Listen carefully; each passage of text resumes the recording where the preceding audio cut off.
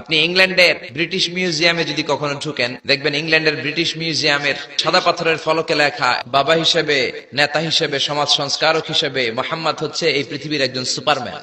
বৌদ্ধদের বর্তমান বিশ্বের সবচেয়ে বড় ধর্মীয় নেতার নাম দালাই লামা। তিনি একটা ইন্টারন্যাশনাল কনফারেন্সে বলেছেন, মুসলিম বিশ্বের সর্বশেষ নবী তিনি সাধারণ কোন মানব নন, তিনি অবিসংবাদিত মানব হয়ে পৃথিবীতে এসেছেন। মাইকেল এইচ হার্ট একটা বই লিখেছেন, পৃথিবী কাঁপানো 100 জন মনীষীর জীবনী তিনি সেখানে এনেছেন।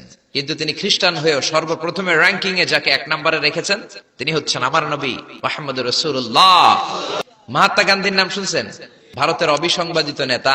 তিনি ভাবলেন সব সময় মুসলমানদের একজন নবীর কথা শুনি, সবাই বলে মোহাম্মদ মোহাম্মদ, কেই মোহাম্মদ, দেখি তো তার একটা জীবনী গ্রন্থ পড়ি। তো 2 খণ্ডের একটা জীবনী গ্রন্থের প্রথম খণ্ড উনি পেলেন। উনি ভাবলেন ভূমিকাটা, বইয়ের ভূমিকাটা পড়ে রেখে দিব।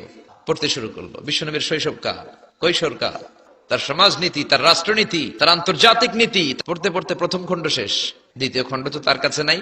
পুরাতন লাইব্রেরি গুলোকে তন্ন তন্ন করে খুঁজে দ্বিতীয় খণ্ড জোগাড় করলেন, সেটাও পড়লেন। পরে তিনি অবাক, আমি ভারতের নেতা মহাত্মা গান্ধী অনেকের জীবনী পড়লাম, কিন্তু মুসলমানদের নবী মুহাম্মদের জীবনীর মতো কোনো জীবনী পাই নাই।